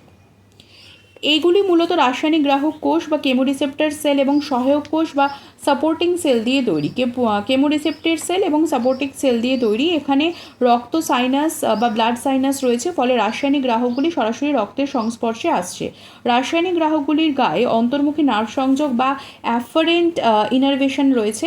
ক্যারোটিড বডি থেকে উদ্দীপনা সাইনাস নার্ভ, যেটা 9 নার্ভে নিয়ে যাচ্ছে, এবং অ্যাওরটিক বডি থেকে উদ্দীপনা অ্যাওরটিক নার্ভ বা 10 নার্ভের শাখাতে নিয়ে যাচ্ছে। কি বললাম যে কমন ক্যারোটিড বা সাধারণ ক্যারোটিড ধমনী বিভাজনের কাছে এবং অ্যাওরটিক আর্চের টিউনিকা মিডিয়াতে যথাক্রমে ক্যারোটিড বডি ও অ্যাওরটিক বডি রয়েছে। এদের প্রান্তীয় রাসায়নিক গ্রাহক বলা হয়। এগুলি মূলত রাসায়নিক গ্রাহক কোষ এবং সহায়ক কোষ দিয়ে তৈরি। এখানে রক্ত সাইনাস আছে, ফলে রাসায়নিক গ্রাহকগুলি সরাসরি রক্তের সংস্পর্শে আসে। রাসায়নিক গ্রাহকগুলির গায়ে অন্তর্মুখী নার্ভ সংযোগ রয়েছে। ক্যারোটিড বডি থেকে উদ্দীপনা সাইনাস নার্ভ, যেটা 9 নার্ভে নিয়ে যাচ্ছে, এবং অ্যাওরটিক বডি থেকে উদ্দীপনা অ্যাওরটিক নার্ভ অর্থাৎ 10 নার্ভের শাখাতে নিয়ে যাচ্ছে। এবার প্রান্তীয় রাসায়নিক গ্রাহক কীভাবে উত্তেজিত হচ্ছে, যে রক্তে কার্বন ডাইঅক্সাইড ও H+-এর মাত্রা যদি বেড়ে যাচ্ছে, ফলে অক্সিজেনের মাত্রা কমে গেলে এই গ্রাহকগুলি উত্তেজিত হচ্ছে। অপরদিকে কার্বন ডাইঅক্সাইডের মাত্রা বা হাইড্রোজেনের মাত্রা কমে গেলে এগুলি কম উত্তেজিত হচ্ছে। রক্তের অক্সিজেন কীভাবে রাসায়নিক গ্রাহককে উত্তেজিত করে তা বিশেষ পরীক্ষা করে দেখা গেছে যে অক্সিজেন কম হলেই কোষে অবস্থিত অক্সিজেন সংবেদনশীল পটাশিয়াম নালিকা বন্ধ হয়ে যায়, যার ফলে কোষের বিষমবর্তন হয়। বারবার করে প্রতিটা চ্যাপ্টারে যখনই এই অ্যাকশন পোটেনশিয়াল, বিকজ ফিজিওলজি নিয়ে আলোচনা করা হচ্ছে, বারবারই বলা হয় যে পটাশিয়াম নালিকাটা কতটা ইম্পর্টেন্ট সেটার বন্ধের জন্য, সেটা ঠিকঠাক আসার না জন্য, বা ক্যালসিয়াম চ্যানেল ওপেনিংয়ের জন্য, এইগুলো ভীষণভাবে ইম্পর্টেন্ট কিন্তু এই পোলারাইজেশন, রিপোলারাইজেশন, ডিপোলারাইজেশন এগুলোর জন্য। তো এগুলো ভীষণভাবে কিন্তু মনে রাখতে হবে। এবার পটাশিয়াম নালিকা যখন বন্ধ হচ্ছে, কোষের বিষমবর্তন বা ডিপোলারাইজেশন হচ্ছে, তখন ক্যালসিয়াম আয়ন নালিকা খুলে যাচ্ছে, কোষের মধ্যে বাইরে থেকে ক্যালসিয়াম আয়ন চলে আসছে, নার্ভ প্রেরক ক্ষরিত হচ্ছে। এইটি রাসায়নিক গ্রাহক কোষের গায়ে লেগে থাকা নার্ভ প্রান্তকে উত্তেজিত করছে এবং নার্ভ প্রবাহে হেল্প করছে। তাহলে আরও একবার বলে দিচ্ছি, অক্সিজেন কম হচ্ছে, পটাশিয়াম নালিকা বন্ধ হয়ে যাচ্ছে। অক্সিজেন কেন কম হচ্ছে? যখন রক্তে কার্বন ডাইঅক্সাইড এবং হাইড্রোজেনের মাত্রাটা বেড়ে যাচ্ছে। তো পটাশিয়াম নালিকা বন্ধ হচ্ছে, তাহলে ডিপোলারাইজেশন হলো, তখন খুলে গেল চ্যানেল ক্যালসিয়াম আয়নের। তারপরে ক্যালসিয়াম আয়ন চলে এলো, নার্ভ প্রেরক খরিত হলো রাসায়নিক গ্রাহক কোষ থেকে, গায়ে লেগে থাকা যে নার্ভ প্রান্ত, নার্ভ এন্ডিংগুলো উত্তেজিত হচ্ছে এবং নার্ভ প্রবাহ উৎপন্ন করছে। এবার প্রান্তীয় রাসায়নিক গ্রাহকের মাধ্যমে কিভাবে শ্বসন নিয়ন্ত্রিত হয়? রক্তে কার্বন ডাইঅক্সাইড অথবা হাইড্রোজেন বেড়ে গেলে অথবা অক্সিজেন কমে গেলে রাসায়নিক গ্রাহকগুলো উত্তেজিত হচ্ছে। এবার সাইনোআয়োটিক নার্ভের মধ্যে দিয়ে মেরুলাতে অবস্থিত যে এনটিএস বা নিউক্লিয়াস ট্র্যাক্টাস সলিটেরিয়াসে পৌঁছাচ্ছে এবং একে উত্তেজিত করছে। এখান থেকে নার্ভ প্রবাহ শ্বসন কেন্দ্রে যাচ্ছে, উত্তেজিত করছে, ফলে ফুসফুসীয় বায়ুচলন বা পালমোনারি ভেন্টিলেশন বৃদ্ধি পাচ্ছে। এবার রক্তে কার্বন ডাইঅক্সাইড হাইড্রোজেন আয়নের পরিমাণ কমে গেলে রাসায়নিক গ্রাহকগুলি কম উত্তেজিত হয়, এনটিএস বেশি উত্তেজিত হয় না, ফলে ফুসফুসে বায়ুচলন কমে যায়। ক্যারোটিড বডি পারফিউশন পরীক্ষায় দেখা গেছে কার্বন ডাইঅক্সাইড বৃদ্ধি পাচ্ছে, অক্সিজেন হ্রাস পাচ্ছে, ক্যারোটিড বডিতে অবস্থিত রাসায়নিক গ্রাহকগুলি উত্তেজিত হচ্ছে, কিন্তু যুগপৎ কার্বন ডাইঅক্সাইড বেশি এবং অক্সিজেন হ্রাস পেলে রাসায়নিক গ্রাহকগুলি বেশি উত্তেজিত হচ্ছে। Response is more than additive. কারণ কার্বন ডাইঅক্সাইড কম থাকলে রাসায়নিক যে গ্রাহকগুলি কার্বন ডাইঅক্সাইডের প্রতি অধিক সংবেদনশীল হচ্ছে।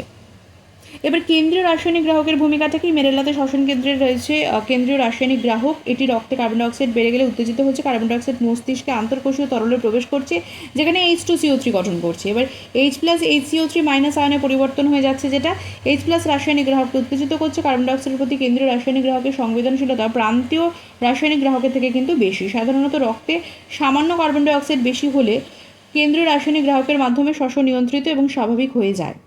সাধারণত রক্তে কার্বন ডাইঅক্সাইড বেশি হলে কেন্দ্রীয় রাসায়নিক গ্রাহকের মাধ্যমে শ্বসন নিয়ন্ত্রিত এবং স্বাভাবিক হয়ে যায়, প্রান্তীয় শ্বসন গ্রাহকের প্রয়োজনই হয় না। কিন্তু রক্তে যখন কার্বন ডাইঅক্সাইড বেশি যোগ হয় তখন কেন্দ্রীয় প্রান্তীয় উভয় রাসায়নিক গ্রাহক কিন্তু কাজ করে। এবার অক্সিজেনের অভাবে কোন রাসায়নিক গ্রাহকের মাধ্যমে শ্বসন হয়? প্রান্তীয় রাসায়নিক গ্রাহকের মাধ্যমে শ্বসন হচ্ছে। কেন্দ্রীয় রাসায়নিক গ্রাহকের উত্তেজনা অক্সিজেনের মাত্রার উপর নির্ভরশীল নয়।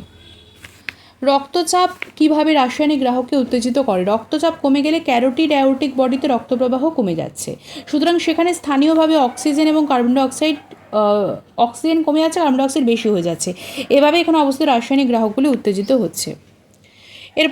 এবারে আমরা একটু চলে এসেছি সারফেক্ট্যান্টের ক্ষেত্রে। What is সারফেক্ট্যান্ট? অ্যালভিওলাইয়ের আবরণী স্তরে টাইপ 2 কোষ থেকে খরিত এক ধরনের রাসায়নিক পদার্থ অ্যালভিওলাইয়ের পৃষ্ঠটান হ্রাস করে, একে বলা হয় সারফেক্ট্যান্ট। কি বলছি? অ্যালভিওলাইয়ের আবরণী স্তরের টাইপ 2 কোষ থেকে খরিত এক ধরনের রাসায়নিক পদার্থ যেটি অ্যালভিওলাইয়ের পৃষ্ঠটানকে হ্রাস করছে। ডাইপামিটেল, ফসফাটাইডিল কোলিন, ফসফাটাইডিল গ্লাইসিন, প্রশমিত ফ্যাট, প্রোটিন, শর্করা দিয়ে এগুলো কিন্তু গঠিত হচ্ছে। তো বায়ুথলি চারিদিকে তরলের পৃষ্ঠটান হ্রাস করে ফুসফুসের সংকোচন প্রসারণে সাহায্য করছে সারফেক্ট্যান্ট, এবং ফুসফুসের সম্প্রসারণশীলতাকে হ্রাস করে শ্বাসক্রিয়াকালীন কার্যকে ওয়াকিবহল রাখছে, হ্রাস করবে, শ্বাসক্রিয়া যেটা থাকছে সেটাকে হ্রাস করছে। বায়ুথলি বা অ্যালভিওলির পৃষ্ঠটান হ্রাস করে ফুসফুসের ভেতরে কলারস তৈরিতে কিন্তু বাধা দিচ্ছে। তো বেসিক্যালি 90% লিপিড, কারণ বললাম আমি ডাইপামিটেল, ফসফাটাইডিল কোলিন, ফসফাটাইডিল গ্লাইসিন ইত্যাদি। তো বাকি অংশ প্রোটিন, স্বল্প পরিমাণ শর্করা থাকছে। তো লিপিডের মধ্যে বেশিরভাগটাই হচ্ছে ফসফোলিপিড, 70 to 80%। ডাইপামিটেল, ফসফাটাইডিল কোলিন পার্শ্বচাপের উপর প্রভাবকারী, এটি হচ্ছে মূল উপাদান। ফসফোলিপিডের মধ্যে থাকে বাকি 20 to 30%, প্রধানত ফসফাটাইডিল গ্লিসারল, যেটি দেহের অন্যত্র বিশেষ পাওয়া যায় না, এবং অল্প পরিমাণ ফসফাটাইডিল ইনোসিটল, ফসফাটাইডিল ইথানল অ্যামিন, ফসফাটাইডিল সিরিন। আর সারফেক্টেন্টে প্রোটিন থাকছে 4 রকমের বেসিক্যালি প্রোটিন থাকে, এসপি, এসপিবি ইত্যাদি, এসপিসি এবং এসপিডি। আচ্ছা, স্বাভাবিক বিশ্রামরত অবস্থাতে প্রশ্বাসক্রিয়া যদি আমরা বর্ণনা করি তাহলে কীরকম হতে পারে?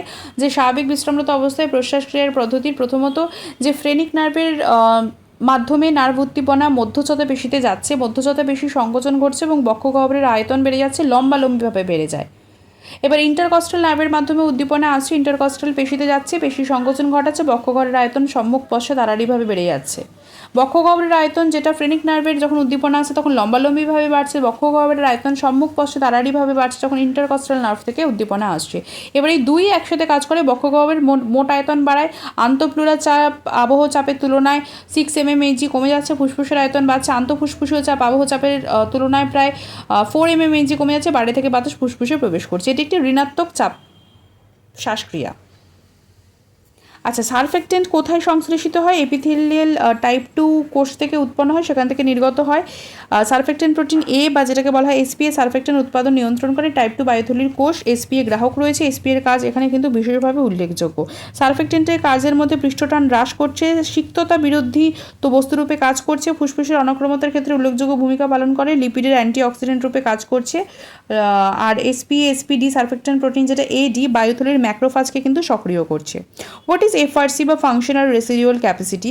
এটি নিঃশ্বাসক্রিয়ার অতিরিক্ত বায়ু পরিমাণ ইআরভি এবং অবশেষ বায়ু পরিমাণ রেসিডুয়াল ভলিউমের সমষ্টি, যেটার মান হচ্ছে স্বাভাবিকভাবে 2.6 to 3.4 লিটার।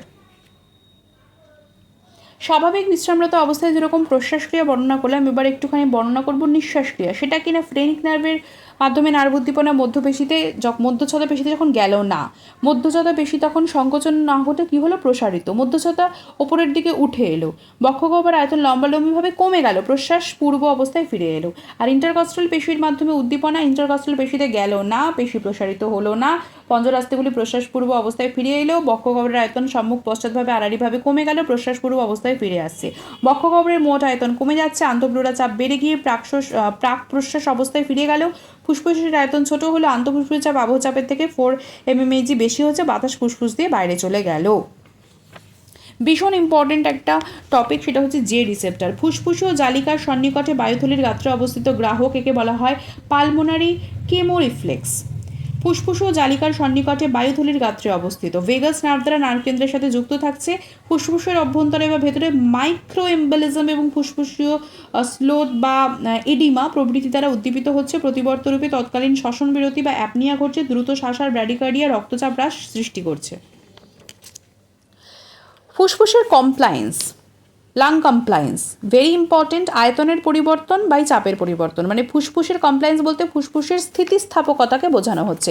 একক চাপের পরিবর্তনের ফলে প্রশ্বাস বা নিঃশ্বাসের সময় যে আয়তনের পরিবর্তন হয় সেটাই হচ্ছে, মানে কি একক চাপের পরিবর্তনে প্রশ্বাস বা নিঃশ্বাসের আয়তনের পরিবর্তন হচ্ছে, সেটা হচ্ছে লাং কমপ্লায়েন্স। এর মান হচ্ছে 0.2 litre per centimetre H2O। Basically compliance হচ্ছে আয়তনের পরিবর্তন বাই চাপের পরিবর্তন। স্থিতিশীল কমপ্লায়েন্স বা এফআরসি যেটা, সেটা হচ্ছে নির্দিষ্ট কমপ্লায়েন্স। বিভিন্ন আকৃতির ফুসফুসের স্থিতিস্থাপকতা তুলনা করার জন্য এটি ব্যবহার করা হয়। আয়তনের পরিবর্তন প্রকাশ করলে সেই মানকে বলা হয় গতিশীল বা সক্রিয় স্থিতিস্থাপকতা। ফুসফুসের কমপ্লায়েন্স থেকে ফুসফুসের স্থিতিস্থাপকতা এবং সারফেক্টেন্ট সম্পর্কেও কিন্তু জানা যায়। যেরকম যদি স্থিতিস্থাপকতা কম হচ্ছে, যেরকম এমফাইসিমার ক্ষেত্রে স্থিতিশীল কমপ্লায়েন্স কিন্তু বেড়ে যাচ্ছে, আর সারফেক্টেন্ট কম হলে স্থিতিশীল কমপ্লায়েন্স কিন্তু কমে যায়। গতিশীল কমপ্লায়েন্স স্থিতিশীল কমপ্লায়েন্সের চেয়ে কম। গতিশীল কমপ্লায়েন্স কায়িক পরিশ্রম করলে বাড়ছে, দীর্ঘশ্বাস বা হাই তোলার সময়। গতিশীল কমপ্লায়েন্স কিন্তু বাড়ছে। আচ্ছা, এবার আন্তঃপ্লুরা চাপ এবং আন্তঃথোরাসিক চাপ বা আন্তঃফুসফুসীয় চাপের ব্যাপারে একটু আলোচনা করব। বক্ষগহ্বরের মধ্যে দুটি ফুসফুস অবস্থিত আমরা প্রত্যেকেই জানি। প্রতিটি ফুসফুস একটা পাতলা পর্দা দ্বারা ঢাকা থাকে, সেটা হচ্ছে প্লুরা। এর নাম হচ্ছে ভিজারাল পর্দা। এটি আবার বক্ষগহ্বরের ভেতরের গাত্রে লেগে থাকে, এর নাম হচ্ছে প্যারাইটাল পর্দা। মানে প্লুরার একটা হচ্ছে ভিজারাল পর্দা, একটা হচ্ছে প্যারাইটাল পর্দা। এই দুটি প্লুরা পর্দার মধ্যবর্তী স্থানটিকে বলা হয় হচ্ছে আন্তঃপ্লুরা স্থান। এই স্থানের যে চাপটা তাকে বলা হয় আন্তঃপ্লুরা বা আন্তঃথোরাসিক চাপ। ফুসফুসের বাতাসের চাপকে আন্তঃফুসফুসীয় চাপ বলা হচ্ছে। নিঃশ্বাসের শেষ পর্যায়ে আন্তঃপ্লুরা চাপ ঋণাত্মক হচ্ছে, নিঃশ্বাসের শেষ পর্যায়ে আন্তঃপ্লুরা চাপটা ঋণাত্মক হচ্ছে এবং পরিবেশের বাতাসের চাপের চাইতে কম সাব অ্যাটমসফেরিক হচ্ছে। কি বললাম? নিঃশ্বাসের শেষ পর্যায়ে আন্তঃপ্লুরা চাপ যেটা থাকছে সেটা নেগেটিভ যাচ্ছে, পরিবেশে বাতাসের চাপের থেকে কম হচ্ছে, এই জন্য ফুসফুসটি ফোলানো অবস্থায় থাকে। পেশি সংকোচন ও স্থিতিস্থাপকতা হচ্ছে এর জন্য দায়ী। এই দুটি চাপের তারতম্যের ফলে প্রশ্বাসের সময় বাইরের বাতাস ফুসফুসে প্রবেশ করছে। যেহেতু চাপের তারতম্য ঘটছে, তাই প্রশ্বাসের সময় বাইরের বাতাস ফুসফুসে প্রবেশ করছে এবং নিঃশ্বাসের সময় ফুসফুসের বাতাস বাইরে চলে যাচ্ছে। আবারও বলছি যে নিঃশ্বাসের শেষ পর্যায়ে আন্তঃপ্লুরা চাপ ঋণাত্মক হচ্ছে, অর্থাৎ পরিবেশের বাতাসের চাপের চাইতে কম, এই জন্য ফুসফুসটি ফোলানো অবস্থায় থাকছে। পেশি সংকোচন এবং স্থিতিস্থাপকতা এর জন্য দায়ী। এই দুটি চাপের তারতম্যের ফলে প্রশ্বাসের সময় বাইরের বাতাস ফুসফুসে প্রবেশ করছে এবং নিঃশ্বাসের সময় ফুসফুসের বাতাস বাইরে চলে যাচ্ছে। আচ্ছা, এরপরে হচ্ছে বহিঃশ্বসনে আন্তঃপ্লুরা চাপ এবং আন্তঃফুসফুসীয় চাপের গুরুত্ব কী বা তার ভূমিকা সম্পর্কে এবার আলোচনা করব। প্রশ্বাস নেওয়ার সময় আন্তঃপ্লুরাল চাপ মানে দুটো যে পর্দা থাকছে ভিজারাল পর্দা এবং প্যারাটাল পর্দা, তার মধ্যে যে চাপটা হচ্ছে আন্তঃপ্লুরাল চাপ, সেই চাপ বায়ুমণ্ডলের চাপের চেয়ে অনেক কমে যাচ্ছে, ফলে ফুসফুস আরও স্ফীত হচ্ছে এবং আন্তঃফুসফুসের চাপ বায়ুমণ্ডলের চেয়ে আরও কম হচ্ছে। সুতরাং বাইরে বাতাস ফুসফুসে প্রবেশ করছে, এটা আমরা প্রত্যেকে জানি। নিঃশ্বাস ক্রিয়ার সময় আন্তঃপ্লুরাল চাপ বায়ুমণ্ডলের চাপের চেয়ে কিছুটা কম হয়, ফলে ফুসফুসের আয়তন কমে যায়, আন্তঃফুসফুসের চাপ বায়ুমণ্ডলের চাপের চেয়ে বেশি হচ্ছে, ফলে ফুসফুসের বাতাস বাইরে চলে যাচ্ছে। মানুষের ক্ষেত্রে বহিঃশ্বসন হচ্ছে একটি ঋণাত্মক প্রক্রিয়া। এর জন্য প্রয়োজনীয় শক্তি যোগায় ঋণাত্মক আন্তঃপ্লুরাল চাপ। পেশি সংকোচন এবং স্থিতিস্থাপকতার জন্য আন্তঃপ্লুরাল চাপ বায়ুমণ্ডলের চাপের চেয়ে কম হচ্ছে। শ্বসন পেশিগুলি কাজ করে, ফলে আন্তঃপ্লুরাল চাপ কমে যায়, আন্তঃফুসফুসের চাপ কমে যায়, বাতাসে ফুসফুস প্রবেশ করছে। বহিঃশ্বসনের সময় বিভিন্ন চাপের বর্ণনা যদি আমরা আলোচনা করি, তাহলে বলতে পারা যায় যে বিশ্রামরত অবস্থায় প্রশ্বাস হচ্ছে -6 mmHg, আন্তঃফুসফুসীয় চাপ হচ্ছে -1। বিশ্রামরত অবস্থায় নিঃশ্বাস হচ্ছে -2.5 mmHg, আন্তঃফুসফুসীয় চাপ হচ্ছে +3। জোরপূর্বক প্রশ্বাস হচ্ছে -30, আন্তঃফুসফুসীয় চাপ -80, আর জোরপূর্বক নিঃশ্বাস হচ্ছে 60 থেকে 70, পজিটিভে ডেফিনেটলি, আর আন্তঃফুসফুসীয় চাপ হচ্ছে 100। এরপর আমরা চলে আসছি হেরিং ব্রুয়ার প্রতিবর্ত ক্রিয়ার গ্রাহকগুলির অবস্থান নির্ণয় করবার জন্য বা যেগুলো জানবার জন্য। ট্রেকিওব্রঙ্কিয়াল ট্রি, বিশেষ করে বায়ুথলি গাত্রে অবস্থিত গ্রাহকগুলি প্রশ্বাসের অবদমনের জন্য দায়ী। কি বললাম? ট্র্যাকিওব্রঙ্কিয়াল ট্রি, বিশেষ করে বায়ুথলির গাত্রে অবস্থিত গ্রাহকগুলির প্রশ্বাসের অবদমন হচ্ছে তার জন্য দায়ী। ডিফ্লেশন প্রতিবর্ত বা ডিফ্লেশন রিফ্লেক্সের জন্য দায়ী গ্রাহকগুলি ফুসফুসের কনজেশন বা লাং কনজেশন হলে বেশি উদ্দীপিত হচ্ছে। কি হচ্ছে না, ডিফ্লেশন প্রতিবর্তর জন্য দায়ী গ্রাহকগুলি ফুসফুসের যখন কনজেশন হয় তখন বেশি উদ্দীপিত হচ্ছে। তাহলে ট্র্যাকিওব্রঙ্কিয়াল ট্রি, বিশেষ করে বায়ুথলি গাত্রে অবস্থিত গ্রাহকগুলি প্রশ্বাসের অবদমনের জন্য দায়ী। সো এটাই হচ্ছে হেরিং ব্রুয়ার রিফ্লেক্স। তো এরপর আসছে যে ট্র্যাকিওব্রঙ্কিয়াল অংশে একটা টান গ্রাহক রয়েছে। এবার প্রশ্বাসের সময় ফুসফুস প্রসারিত হচ্ছে, টান গ্রাহকগুলি উদ্দীপিত হচ্ছে। নার্ভ বিভব এখান থেকে ভেগাস নার্ভের মাধ্যমে কিন্তু শ্বসন কেন্দ্রে যাচ্ছে। প্রতিবর্ত ক্রিয়ার মাধ্যমে বহিঃশ্বসনকে পরিবর্তিত করছে। সাধারণভাবে ফুসফুস প্রসারিত হলে নার্ভ বিভব নিঃশ্বাস কেন্দ্রকে উদ্দীপিত করছে। যখনই ফুসফুস প্রসারিত হচ্ছে তখন মানে নার্ভ বিভব নিঃশ্বাস কেন্দ্রকে উদ্দীপিত করছে এবং প্রশ্বাস বন্ধ হচ্ছে, নিঃশ্বাস শুরু হচ্ছে। এই যে রিফ্লেক্সটা, এটাই হচ্ছে হেরিং ব্রুয়ার রিফ্লেক্স। এবার প্রতিবর্ত ফুসফুসের প্রসারণকে নিয়ন্ত্রণ করছে। এটি হচ্ছে টাইডাল যে ভলিউম, টাইডাল ভলিউমকে নির্দিষ্ট সীমার মধ্যে রাখার চেষ্টা করে। ফুসফুস হঠাৎ আরও বেশি স্ফীত হলে শ্বসন উদ্দীপিত হয় এবং প্রশ্বাস ঘটছে। একে বলা হয় প্যারাডক্সিক্যাল প্রতিবর্ত বা প্যারাডক্সিক্যাল রিফ্লেক্স। ফুসফুস আরও বেশি প্রসারিত হলে প্রশ্বাস বন্ধ, নিঃশ্বাস শুরু হয়। একে বলে উচ্চ যোগ্যতা সম্পন্ন অবদমনকারী প্রতিবর্ত ক্রিয়া বা হাই থ্রেশহোল্ড ইনহিবিটরি রিফ্লেক্স। জোরপূর্বক নিঃশ্বাস ত্যাগ করলে যে প্রতিবর্ত ক্রিয়ার সাহায্যে প্রশ্বাস উদ্দীপিত হচ্ছে তাকে বলা হয় হেরিং ব্রুয়ার রিফ্লেকশন প্রতিবর্ত বা হেরিং ব্রুয়ার ডিফ্লেশন প্রতিবর্ত। যে গ্রাহকগুলি এই প্রতিবর্ত ক্রিয়ার জন্য দায়ী তারা ফুসফুসের কনজেশন হলে বেশি উদ্দীপিত হচ্ছে। মানে এইটা আরও ডিপ লেভেলে বললাম। এবার হচ্ছে চাপ গ্রাহকগুলির অবস্থান গঠন এবং নাভ সংযোগ। Carotid sinus, arch of aorta, subclavian ধমনীর মূলে বড় রক্তবাহের গাত্রে চাপগ্রাহক অবস্থিত। কি বললাম? Carotid sinus, arch of aorta, subclavian ধমনীর মূলে বড় রক্তবাহের গাত্রে চাপগ্রাহক থাকছে। রক্তবাহের টিউনিকা অ্যাডভেন্টিসিয়াস স্তরে উন্মুক্ত নার্ভপ্রান্ত আকারে। এগুলো বর্তমান 9 কেন্দ্রীয় নার্ভের সাইনাস শাখা ক্যারোটিড সাইনাসের সাথে যুক্ত, অন্যান্য গ্রাহকের সাথে ভেগাস নার্ভ যুক্ত। 9 কেন্দ্রীয় নার্ভের সাইনাস শাখা ক্যারোটিড সাইনাসের সাথে যুক্ত, অন্যান্য গ্রাহকের সাথে ভেগাস নার্ভ যুক্ত। চাপগ্রাহক কীভাবে শ্বসন নিয়ন্ত্রণ করে? এই গ্রাহকগুলি টান গ্রাহক। এগুলিতে টান পড়লে এরা উদ্দীপিত হচ্ছে। যখন রক্তচাপ বেড়ে যায় গ্রাহকগুলি উদ্দীপিত হচ্ছে, সেজন্য এদেরকে বলা হয় চাপগ্রাহক। রক্তচাপ বাড়লে গ্রাহকগুলি উত্তেজিত হয়, তখন এখান থেকে নার্ভ বিভব হচ্ছে এনটিএসে পৌঁছাচ্ছে বা নিউক্লিয়াস ট্র্যাক্টাস সলিটেরিয়াসে পৌঁছাচ্ছে এবং উদ্দীপিত হচ্ছে একে। এখান থেকে সংকেত শ্বসন কেন্দ্রে যায়। প্রতিবর্ত ক্রিয়ার সাহায্যে ফুসফুসে বায়ু চলাচল বা পালমোনারি ভেন্টিলেশন কমে যাচ্ছে। অনুরূপভাবে রক্তচাপ যদি কমে যাচ্ছে, প্রতিবর্ত ক্রিয়ার সাহায্যে ফুসফুসে বায়ু চলাচল বেড়ে যাচ্ছে। এবার রক্তচাপ বেড়ে যাওয়ার জন্য যখন চাপগ্রাহকগুলি উত্তেজিত হচ্ছে, অন্তর্মুখী নার্ভ বা অ্যাফারেন্ট নার্ভ প্রবাহ সাইনো অ্যাওটিক এবং অন্যান্য অন্তর্মুখী ভেগাস নার্ভের মাধ্যমে মেডালাতে অবস্থিত এনটিএসে যাচ্ছে। সেখানে ভ্যাসোমোটর কেন্দ্রে যাচ্ছে, হৃৎপিণ্ডের কেন্দ্রে যাচ্ছে এবং শ্বসন কেন্দ্রে যাচ্ছে। তো যাই হোক, আজকের ক্লাস এইটুকুই, অনেকটাই বলা হলো। আশা করি আপনাদের ভালো লেগেছে। যদি ভালো লাগে তাহলে অবশ্যই শেয়ার করবেন এবং নেক্সট ক্লাসের জন্য অপেক্ষা করবেন। ধন্যবাদ।